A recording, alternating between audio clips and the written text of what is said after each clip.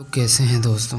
उम्मीद करता हूँ आप सब अच्छे होंगे। एक बार फिर डर और रहस्य से मिलकर बनी कहानी के सफ़र में आप सभी का मैं स्वागत करता हूँ। दोस्तों, आज की जो कहानी है वो मेरे दोस्त के साथ घटी थी। वो कहीं ऐसे कब्रिस्तान में चला गया था जाने अनजाने में, और उसके साथ ये दुर्घटना घटित हो गई। क्या घटना थी और क्या था उस कहानी का रहस्य, आइए जानते हैं। एक बार की बात है, एक छोटा सा शहर हुआ करता था जिसके बाहरी इलाके में एक कब्रिस्तान था, पुराना कब्रिस्तान। यह उपेक्षित कब्रिस्तान था जिसमें ढहते हुए हेडस्टोन और उगी हुई घास थी। पुराना कब्रिस्तान था जो बहुत ही खराब और जर्जर हो चुका था। इसके डरावने माहौल के कारण कई लोग इससे बचते थे, लेकिन कुछ ऐसे भी थे जो दिन में यहाँ जाने की हिम्मत रखते थे, जैसे मेरा दोस्त। काश वो उस जगह ना गया होता तो आज ये घटना उसके साथ ना घटित होती।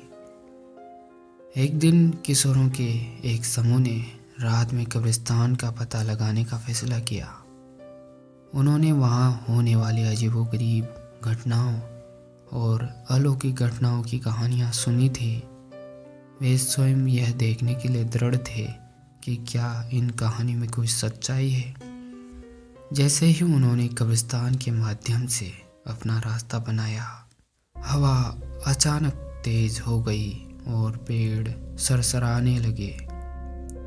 किशोरों को बेचैनी महसूस होने लगी जब उन्होंने देखा कि हेडस्टोन हिल रहे थे। ऐसा लग रहा था कि उनके पैरों के नीचे से ज़मीन खिसक रही हो।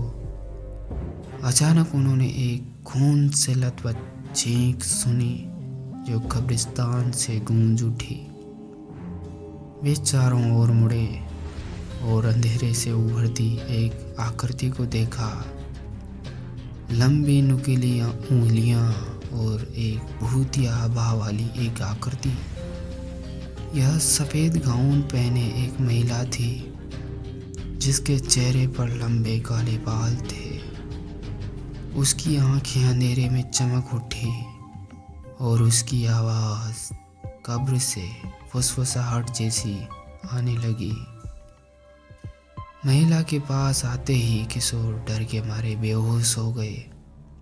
उसके कदम ज़मीन पर खामोश हो गए। वह उनकी ओर तैरने लगी और वे देख सकते थे कि उसका चेहरा एक भयानक मुस्कुराहट में मुड़ा हुआ था। उसने अपना हाथ उठाया और बिजली का एक पोल जमीन पर गिर गया, कब्रिस्तान को रोशन कर दिया और उनके सामने भयावहता प्रकट हो गई।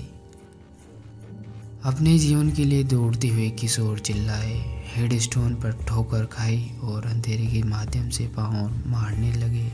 कब्रिस्तान में औरत की हंसी गूंज उठी और उसकी भूतिया आकृति संकरे रास्तों से उनका पीछा करते हुए उनकी ओर बढ़ रही थी। वे अंत में सांस के लिए हाँफते हुए कब्रिस्तान से बाहर जैसे तैसे निकल आए और फिर कभी वहाँ जाने की सोच तो दूर, उस ख्याल से भी उनके रोंगटे खड़े होने लगे। उस दिन से उन्होंने दूसरे को चेतावनी दी कि वे रात में कब्रिस्तान में न जाएं, क्योंकि उन्हें डर था कि उनका इंतज़ार किया जा रहा था। अपने भयानक अनुभवों के बावजूद किशोर इस भावना को हिला नहीं पाए कि कब्रिस्तान में एक साधारण भूत की कहानी के अलावा कुछ और भी है।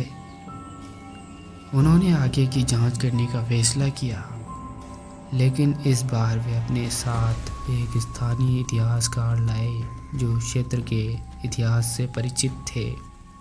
अपने शोध के माध्यम से उन्होंने पाया कि जिस महिला से उनका सामना हुआ था वह कई साल पहले हुई एक दुखद दुर्घटना की शिकार हुई थी। उसे गलती से कब्रिस्तान में जिंदा दफन कर दिया गया था।